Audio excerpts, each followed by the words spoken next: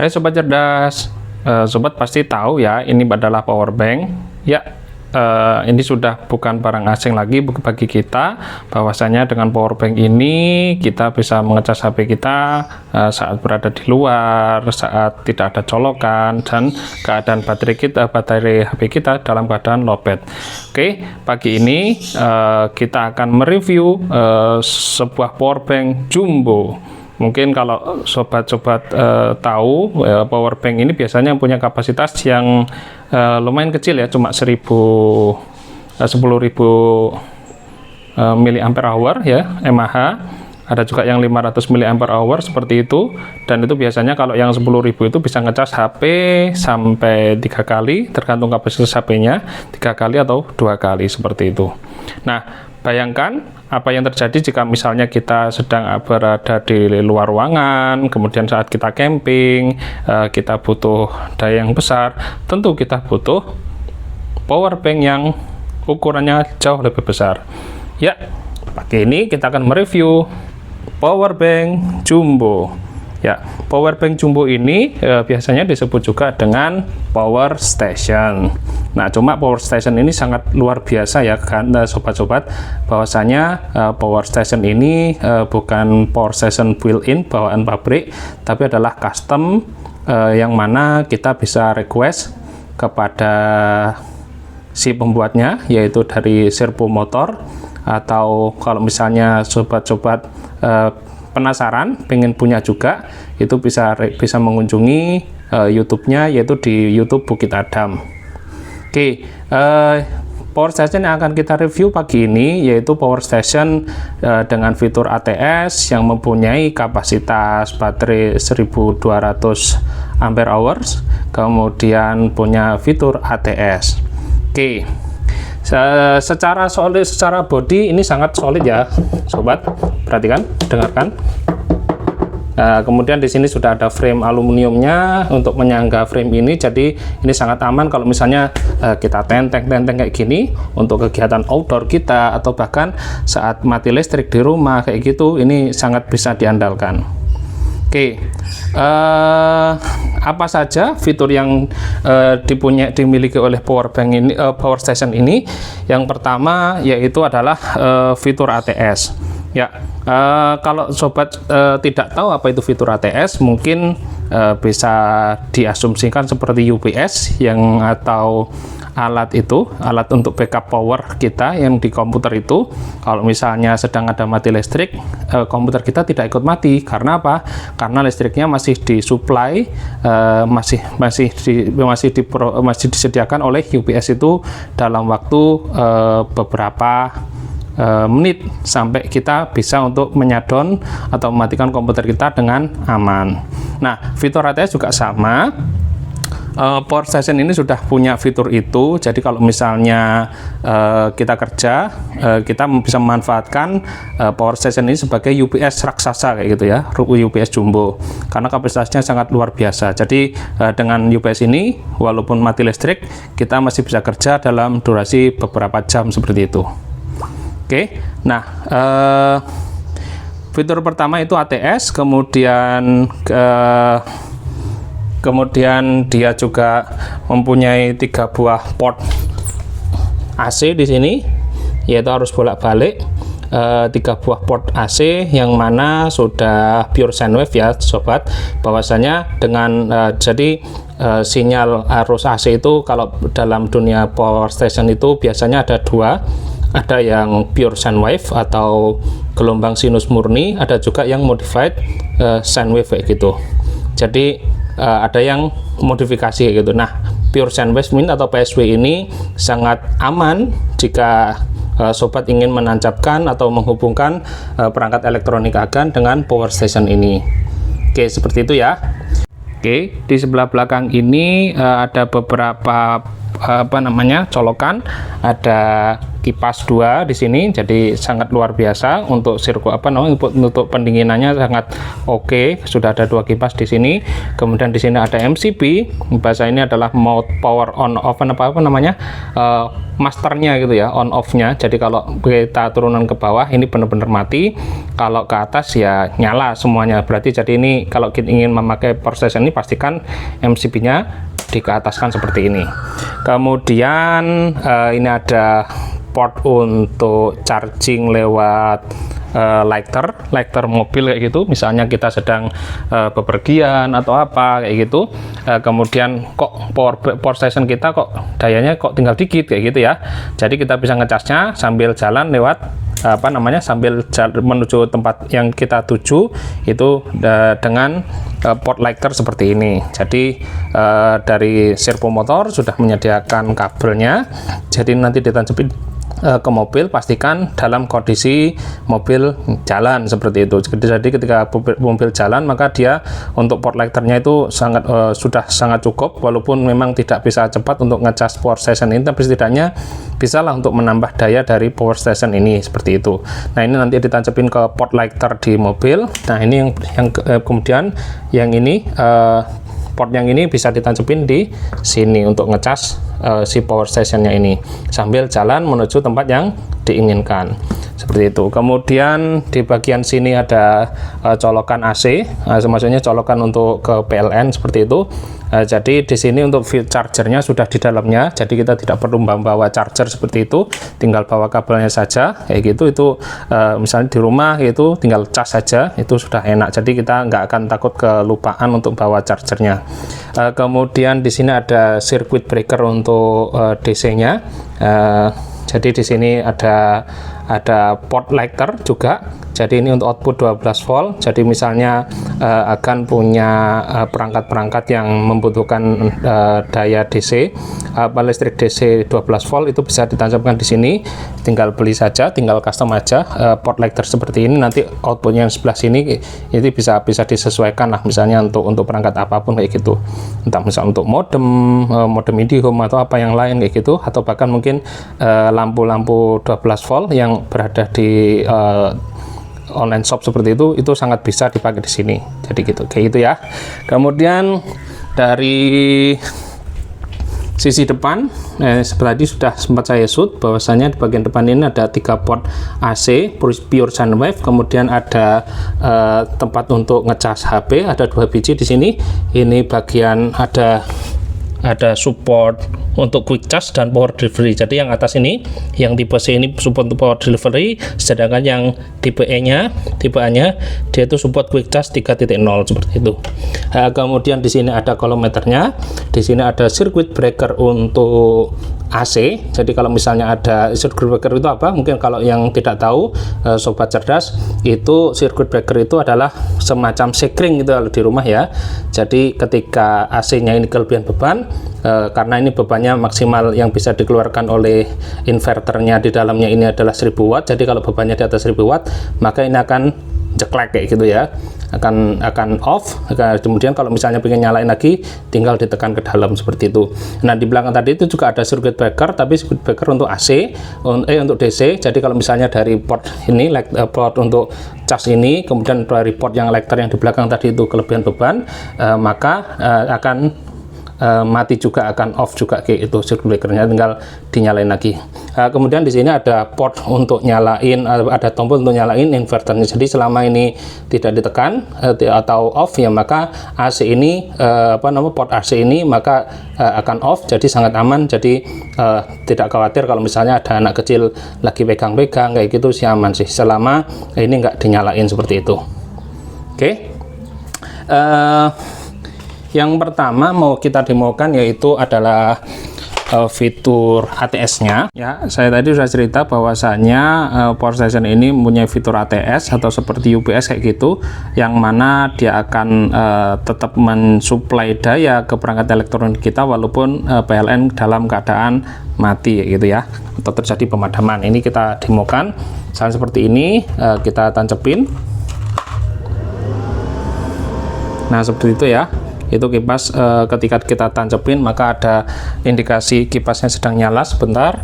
Kemudian di bagian kolometer ini dia ada kedip-kedip biru seperti itu, warna hijau, itu artinya kalau kedip-kedip dia itu sedang ngecas kayak gitu ya. Ini daya ngecasnya kemampuannya adalah 140 watt kayak gitu. Nah, dalam keadaan seperti ini berarti ini cuma ngecas saja, sedangkan AC bagian sini, port AC ini masih tidak berfungsi. Jadi kalau misalnya kita pengen make, itu kita pencet dulu kayak gitu. Nah, ketika dia pencet seperti ini, maka daya akan terbagi. Yang pertama, listrik PLN itu akan langsung ke sini karena fitur ATS ya, fitur ATS. Jadi listrik PLN seperti ini langsung dipindahkan ke sini. Ini sudah pakai listrik PLN. Sisanya dayanya akan dipakai untuk ngecas si baterainya itu kayak gitu. Jadi itu ngecasnya tetap 136 watt kayak gitu. Oke, kita demokan lagi. Misalnya kita bawa kipas di sini. Nah, ini ada kipas. Kemudian kita tancapin di sini. Kita tancapin di sini. Oke, udah nancap. Kemudian kita nyalain. Nah, ini kipasnya nyala ya.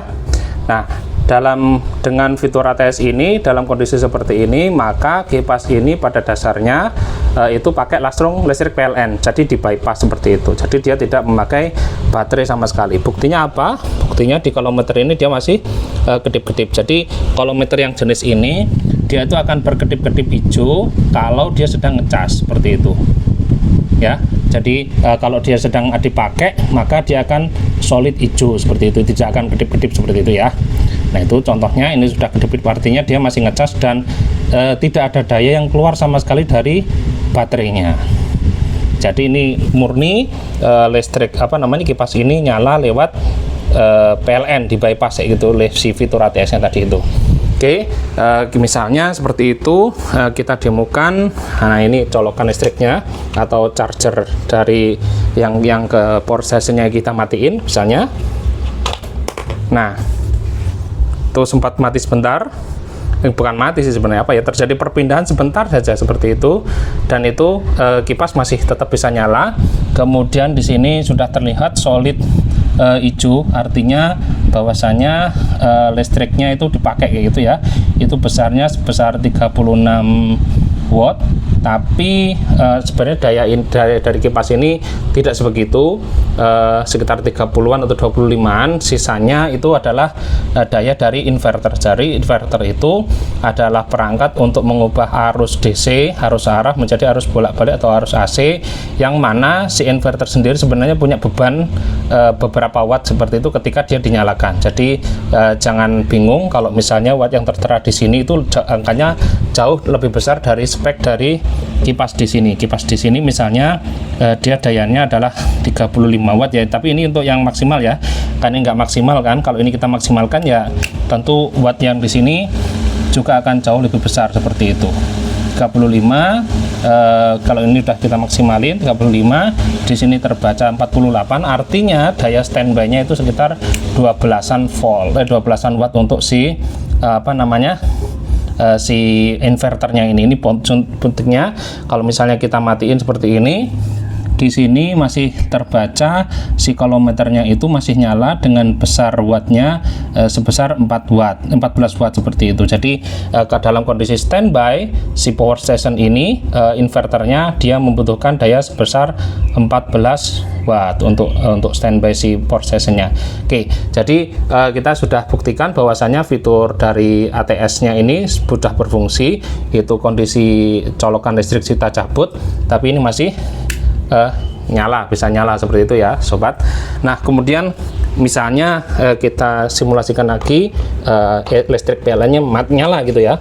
Nah, dalam keadaan nyala, nah ini balik lagi dia akan memakai listrik PLN. Nah, di sini dia sudah tidak lagi solid hijau tapi kedip-kedip hijau, artinya ini udah listrik yang di sini, si kipas ini sudah di bypass lewat PLN, kemudian sisa dari PLN ini disambungkan ke chargernya yang ada di dalam power station ini untuk ngecas si power stationnya, seperti itu ya.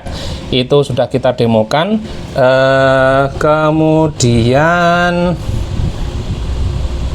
yang mau kita demokan adalah untuk port charger handphone. Di sini ada port delivery sama quick charge. Mungkin karena saya punyanya cuma untuk tipe C, jadi ini akan kita demokan yang tipe C nya saja. Oke, di sini saya sudah siapkan HP dari HP anak saya.